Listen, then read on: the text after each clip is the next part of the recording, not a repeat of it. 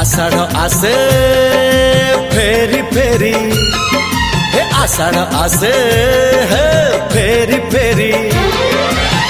साधब आसुचिल सिंदूर बोईत धरी चोरी चोरी चोरी चोरी चोरी चोरी चोरी चोरी चोरी चोरी चोरी चोरी चोरी चोरी चोरी चोरी